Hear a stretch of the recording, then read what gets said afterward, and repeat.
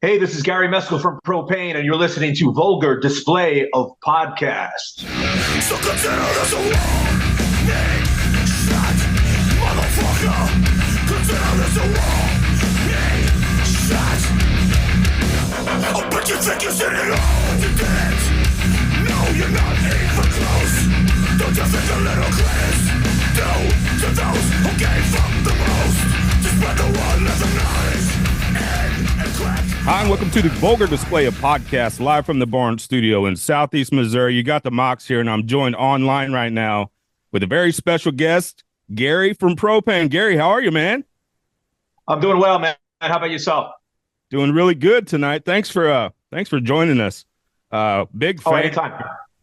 Big fans here. Have been a fan of Propane since probably the early or maybe mid '90s, I guess. So really happy to have you on the show today. Well, thanks for having me, man. I appreciate it.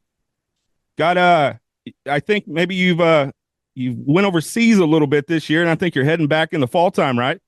I actually have to go back next Wednesday. I think I have to fly to Frankfurt, and then we finish up our summer season, and it's just for I think an additional 2 weeks or something like that. So this summer focuses mainly on open air festivals, with just a small handful of club shows. We don't really like to do many club shows in the summertime because people are just too focused on going out to all the open air festivals and, enjoying the weather outside. And the clubs can be really hot and muggy. And, it's much better to hit those places in the fall and the winter season. How are the crowds over there for you guys? I'm sure it's very popular. Obviously, metal is massive overseas. What are some of the best places that you play and some of the best cities that you guys are received in? It's really hard to say. I think that as far as Europe is concerned, we can draw a good crowd pretty much anywhere. We've always had a really strong following in Germany, and I think there are certain places if it weren't for those places that we wouldn't be in such a fortunate position as we have been for the past couple of decades. And Germany is certainly one of those places. In Belgium, we have great support also. In the Netherlands, Switzerland, Czech Republic, Poland, Austria, and the list goes on. I mean, we played in places. We played in Russia before a few times, and the crowds can be really great and supportive and really crazy over in some of those places because it's not every day, that they get bands such as ourselves to play there, and they really appreciate it. How has Propane gotten better over the years? Because, like I said, I've been listening since either the early or mid '90s, and my favorite record is Voice of Rebellion. So, and that's rare, I would say. It's rare that you see a band or really anything get better with time. Do you feel that way? Do you get that sense that you guys are better now than maybe ever? In certain respects, yes, and in other respects, maybe. We've had some lineup changes, as you know, over the years, and all of our material has changed in terms of production, from record to record, and there are various reasons behind all of that. I think after Contents Under Pressure, our third record, we started to take on more of the production duties ourselves. And we figured, since our former lead guitar player, Tom Klimchuk, had gone to audio engineering school and had worked as sort of a co-producer on some of our earliest works, that if we decided to self-produce our records, we'd certainly be putting it in capable hands with Tom. And so I figured, since we're getting a recording budget, why not at least save all the money or just do the recordings ourselves, and then we'd have money to split at the end of a recording session and at the end of making a record, as opposed to having it go into a producer's coffers and that type of scenario. And in some cases it served us very well. In others, the production came out a little bit more raw than we had hoped. And this is all in retrospect, by the way. So, but each album is just sort of a timepiece, and Voice of Rebellion, getting back to that. I think it's a more modern production, and we wanted it to be that way. Um, so the instruments are little bit more polished, and I think that it's certainly um, a production that's more competitive as far as bigger albums, in these times. And you guys have always had that sound. I think you're known for that thick sound, and I'm sure you being a bass player has something to do with that, right? Especially if you're part of the production. But yeah, Yeah, I think you've always had that sound, and it's part of the appeal. It's the chuggas, and it's the sometimes power chords, and that's what gets people moving, and that's what excites people. The propane sound. Where did that originate from? I know obviously you came from the punk scene and the New York hardcore scene, right. but where did some of that where did it how did it end up in your hands as far as like what you play and how you play? Well, a lot of the old propane sounds, in a lot of those recordings, we used a lot of Mesa Boogie amplification. So I used to use those old 400-watt heads, and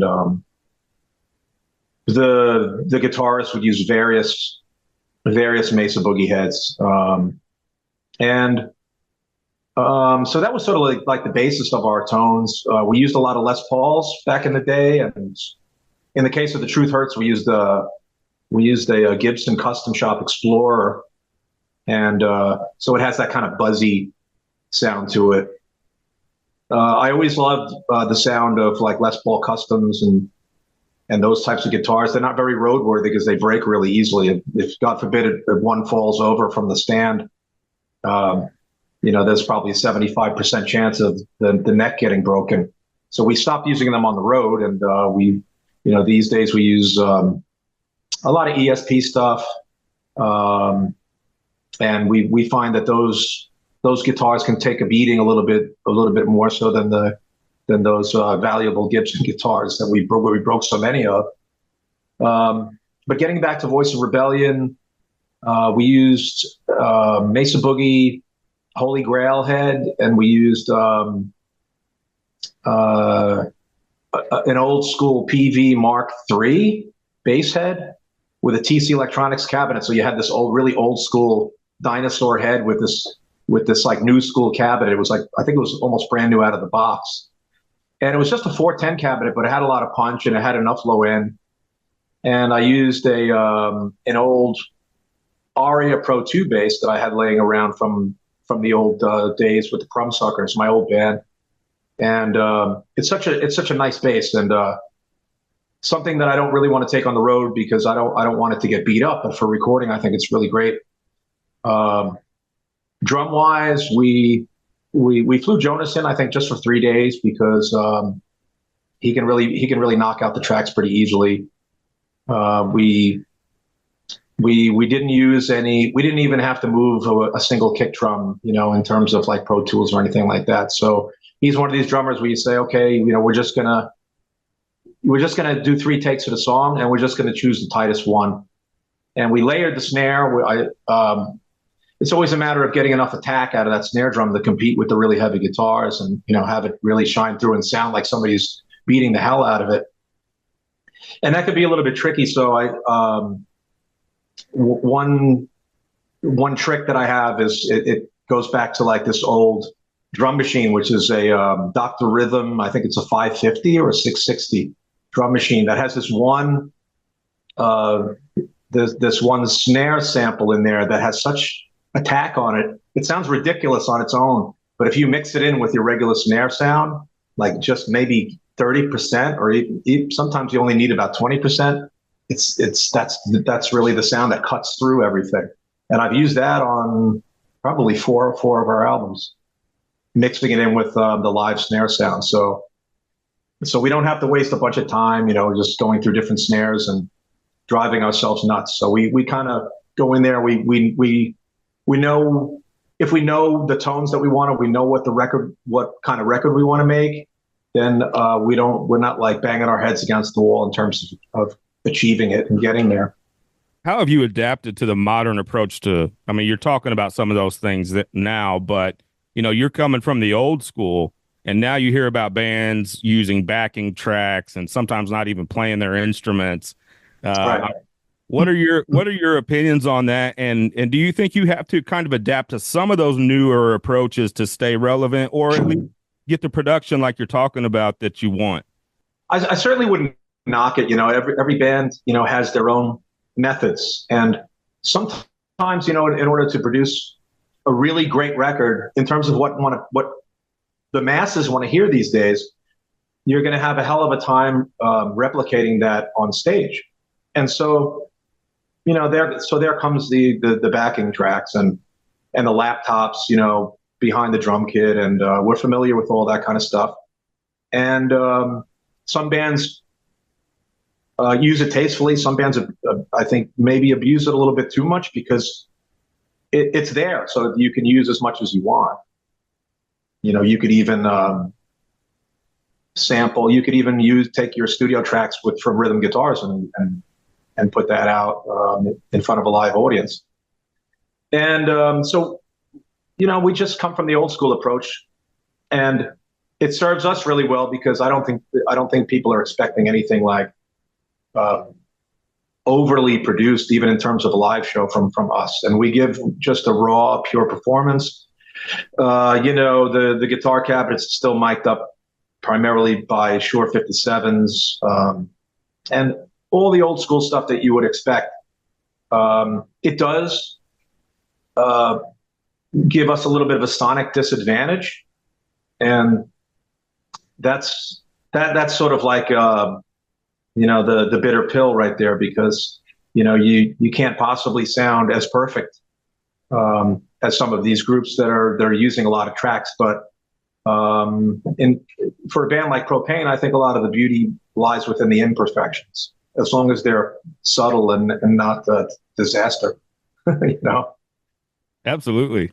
Would Propane ever do and I know, a lot of your lyrics are themed, but would you guys ever experiment with delay pedals and flangers and, do like a concept record?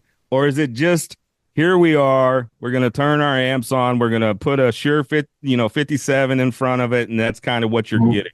Is that, I'm sure that's some of the appeal from a fan, just speaking from a fan's Yeah. perspective.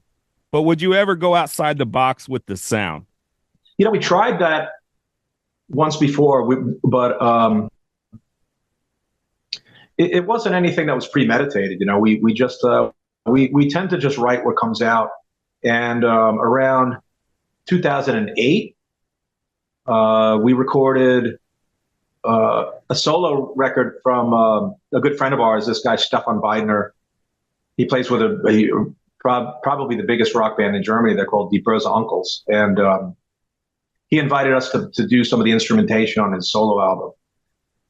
And so we learned a lot of things, and I think it influenced us in a few ways. So when we started writing for what became the album No End in Sight, a lot of songs were coming out that were more melodic than our previous records, and we were like really jazzed about it at the time. We really loved it. In retrospect, I would have turned the guitars up a little bit and took a little always, bit. Always, right? You always got to turn the guitars up a little.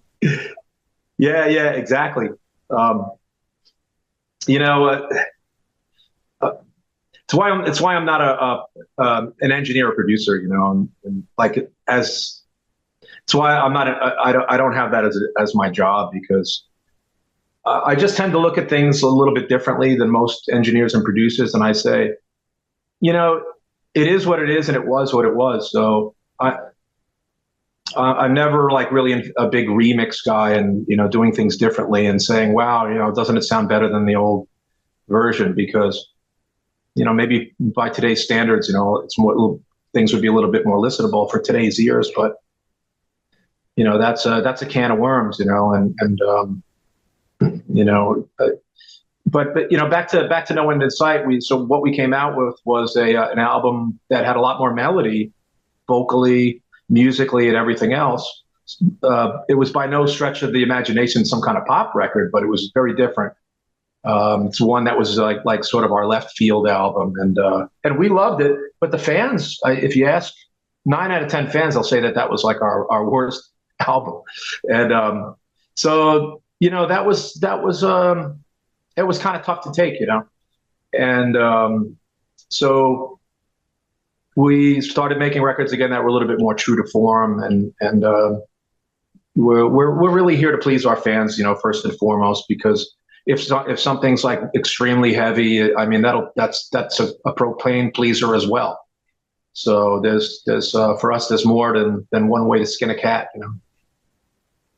How much do you attribute work ethic to your longevity and your success in the music business?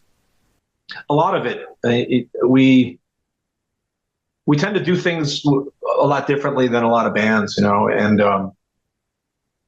I observe that a lot when I see and listen to interviews from a lot of different bands. I'm like, well, we certainly didn't really take that approach. It's we've been around for 33 years now because we've just taken this different approach.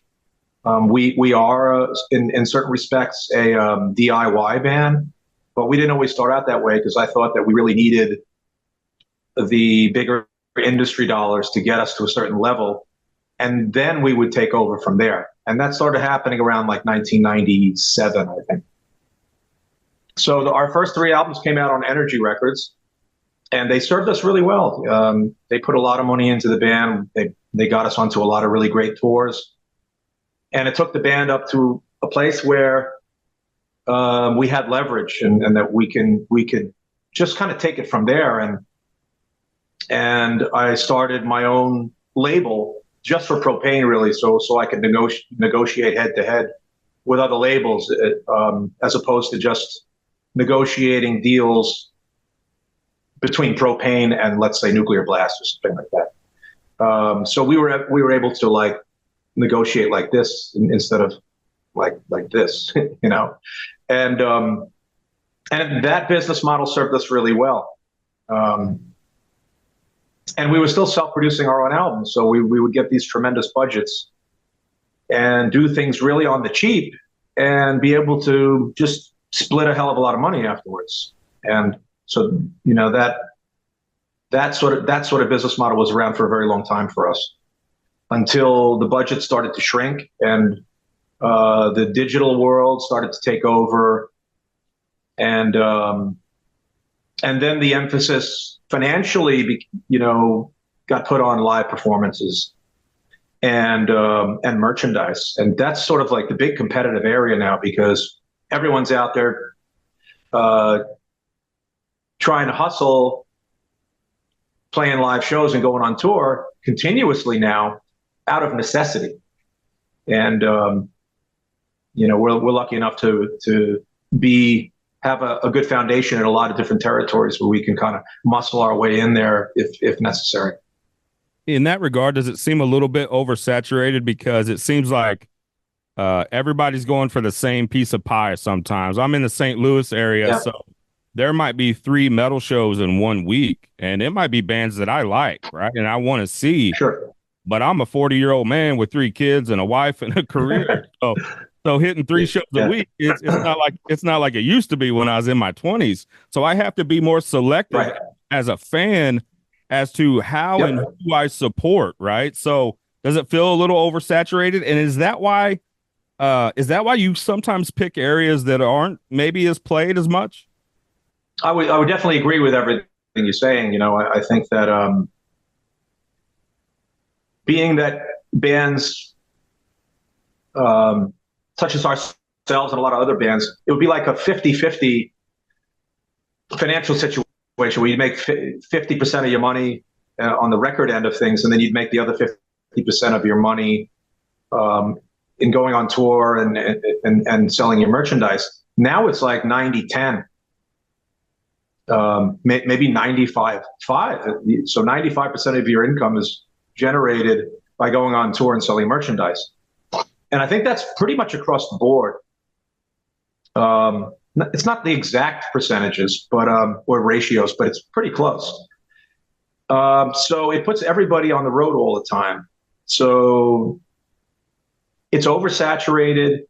And when it's oversaturated and you do it out of necessity, you're creating a situation where um, you don't want to go to the same place 3 times in a year out of that same necessity, because then your audience is going to go down, and then your value is going to go down. So you have to really be a little bit careful where you go. Like, let's say you have a sort of an even draw around Europe. You might want to do certain clubs at a certain time of the year, and then go to the other territories and clubs where you know you're going to do well a little bit later on in the year or another time of the year, and then do the same thing year after year. That's pretty good. If you're only hitting the market once per year, it's better than 2 to 3 times a year, because that's when you end up hurting yourself.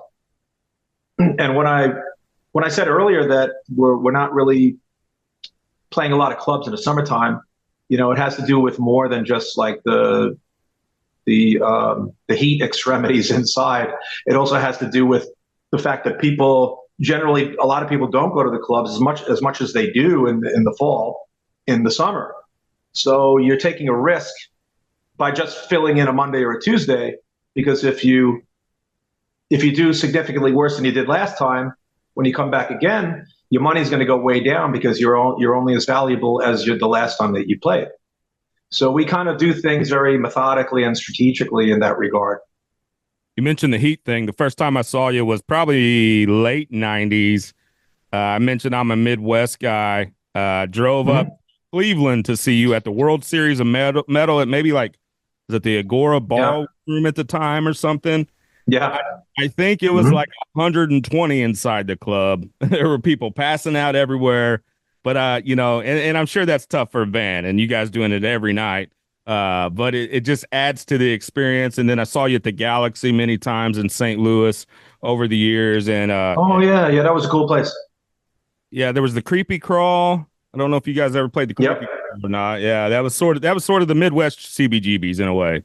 Yeah, the Midwest was always really good to Propane.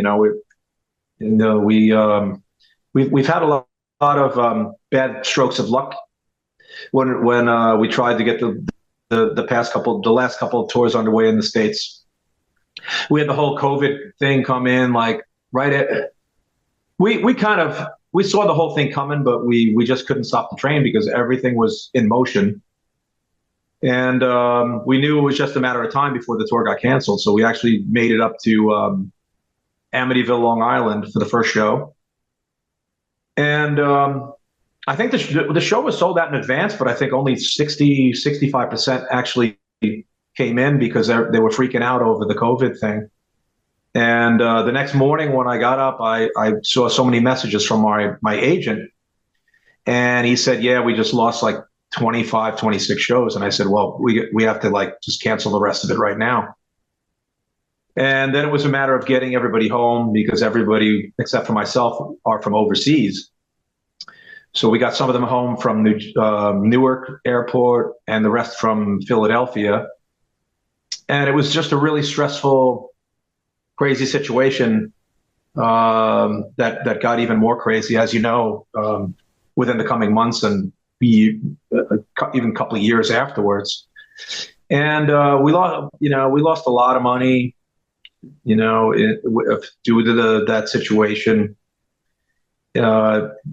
The guys that have to work and come here from overseas, it's like $4,000 a pop, for a work permit, because you have to get a immigration attorney to handle it. And so we're like thousands of dollars in the red before we even like strike the first chord.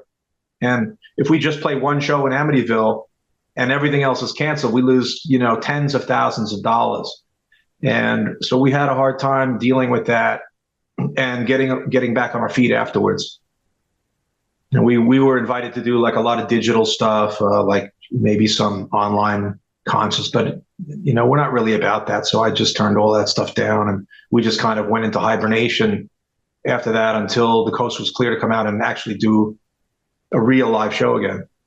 Your fall's pretty busy. What's 2025 look like for you guys? Is there a new album in the works? Is there going to be a U.S. tour that we can talk about yet, or is all that stuff still pending? Yeah, there's always talk about the next U.S. tour. So it's something that's always at the top of the topics of discussion for us. And we reached the point after COVID when we started getting back into the rhythm of things, and we figured the consensus between the band members is yeah, we're gonna go for it again. Of course, we have a lot of really great fans here, and so we're not just gonna shut it down here. But we have to do it right. And I figured, what's the sense of putting another tour on the table at this point? We haven't done a record in years now, and let's have the most things going for us in our favor when we do take on another U.S. tour. So we want to make sure that we either come out with the new album first, or we're on the brink of coming out with the new album, and then we'll announce the U.S. dates. And I think that's just the smartest way to go. So now it's just a matter of, okay, when is this new album going to be finished? And we hope to finish it between mid-August and November, as far as the writing is concerned. And then it's going to be a matter of recording, but I don't think that's going to take a lot of time because, my drummer has a really cool recording studio in Brussels, and I think that's the easy part. So it's just a matter of getting the writing done. And the goal is to get it out by the end of this year. I don't know how realistic that is at this point, but certainly by the start of next year, in the first quarter, I would say it'll be out.